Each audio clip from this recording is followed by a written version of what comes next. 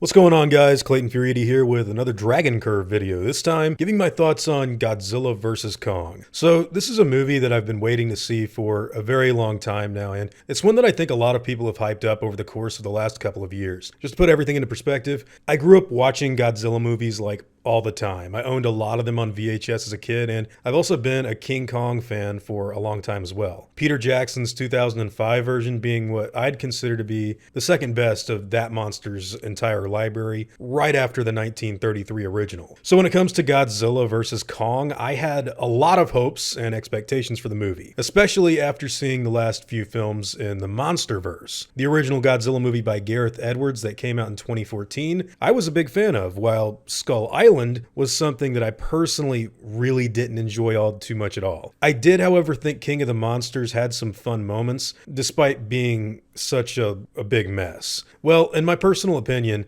I think Godzilla vs. Kong is definitely the second best out of this bunch for me, and there's a lot of specific reasons for why I'd say so. First things first, when it comes to negatives about this movie, I would love to know why the filmmakers chose to go about building the movie's plot the way they did in the first act, because I really felt like the over-explaining and convoluted nature of how we get Kong to fight Godzilla really didn't work as well as it could have here. Now, the movie definitely did pick up in quality for me as the plot went on, and I think you're going to be hearing me say a lot of nice things about the film going forward, but I will say that early on, I just felt like they were putting so much time and effort into explaining the conflict of the film in ways that I just really don't think they needed to. This led to some humor falling flat and the overall pace or structure of events to feel kind of disjointed on my first viewing. And while I'm definitely going to see this movie again, I do think that if they retooled the first act and made it more like the first 5 minutes of the film instead of this long, drawn out and confusing section of just people talking and plots unfolding for seemingly goofy reasons,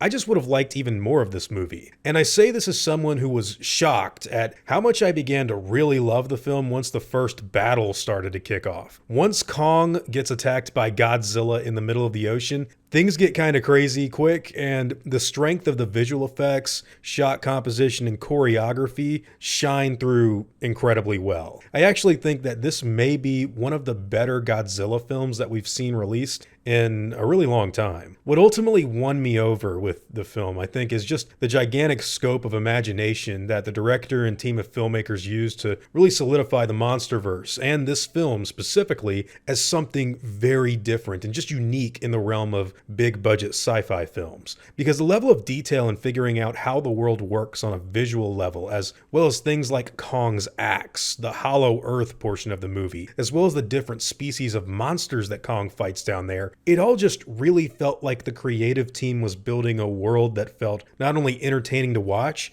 but also one that I wanted to learn more about as soon as possible. I didn't honestly feel that way with the other three Monsterverse entries. Sure, I liked some of the new creatures that they designed, and I thought that the visual effects were always cool, but it took this film to really make me interested in how this universe works when it comes to the Titans. There's this specific moment where Kong arrives at the center of the earth, and you get this big reveal of several different species that live there, as well as how physics work within this space. And from the destroyed monuments to the radiation and secret landmarks that the hollow earth holds, it all felt very interesting to me, and they do all of this with pretty much no dialogue-centric exposition whatsoever. So for a big budget monster film about a nuclear dinosaur fighting a giant monkey, I gotta say, I was pretty impressed with that. I really loved that whole section of the movie. Now, the human characters I do think are better than what we saw in King of the Monsters. However, I also don't think they're actually as good as what you can find in other films from other franchises. Personally, as someone who spends a lot of time talking about Jurassic Park, I think that Steven Spielberg's dinosaur series has always offered superior characters in comparison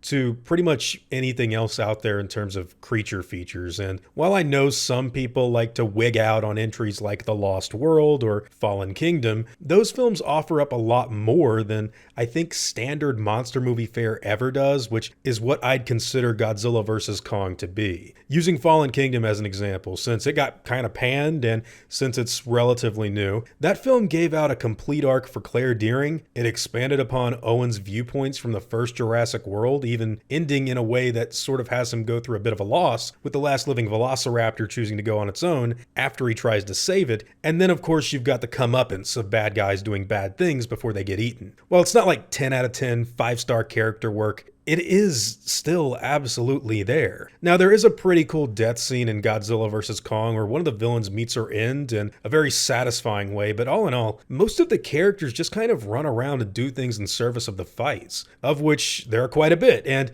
in nearly every instance, Kong is viewed as the underdog and real center of focus in the movie. Now, if you don't want any major spoilers, I'd suggest that you skip ahead from here going forward, but for those of you who do want to talk about it in general, I actually thought it was pretty bold and smart to have 2 fights go down in the movie and have Godzilla win both rounds. I was kind of surprised that they went out of their way to say, no, there's no way Kong will win, and they just had Godzilla annihilate him in both the fight at the sea as well as the battle in Hong Kong. And speaking of the battle in Hong Kong, when you actually see Godzilla stepping on Kong's chest and really just crushing him like the king of the monsters that he is, I was surprised to also see that Godzilla not only defeated him, but he actually let Kong live. That was such a total defeat at the claws of what would realistically always be the winner. A gigantic, prehistoric, radioactive dinosaur that breathes nuclear breath.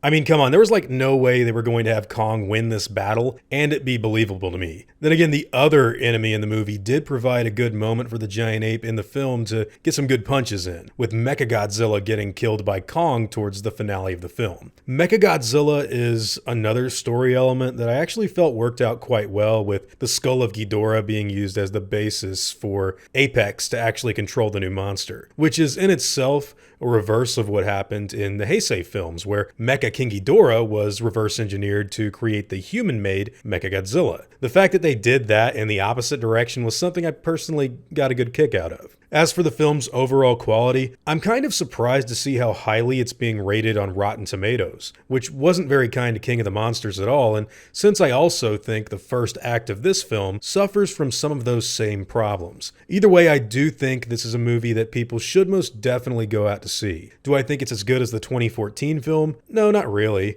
But do I think it's the second best of this little series? Yeah, I do. There were a lot of elements from the 1962 original that got carried over in the remake as well, and I actually thought that the plot overall was a genuinely good time at the movies. I'm not going to sit here and pretend that this is thematically or even artistically trying to be of the same design as a Jurassic World Fallen Kingdom or a Lost World Jurassic Park. But for what it is and what it sets out to be, I think it actually works. This is a movie about a giant gorilla fighting a nuclear dinosaur. And despite my issues with how the film goes about setting up the fight to happen, I think that this provides exactly what you'd want and more out of a modern monster movie. My favorite scenes were pretty much everything to do with the Hollow Earth, the night battle in Hong Kong, the first fight out on the ocean, and of course the coming of Mechagodzilla, which led to Godzilla and Kong teaming up to take down the new threat. So yeah, I guess I'm giving this a positive review. Now, if you liked what I had to say, I'd appreciate it if you left a like and subscribe to the channel. I'm going to be doing a lot more videos in the future, and Godzilla vs. Kong I think is the first film in a very long time that I've sat down and enjoyed. So whatever your own thoughts and opinions on everything I've said and everything in the movie happen to be, I'd love to hear them in the comments down below.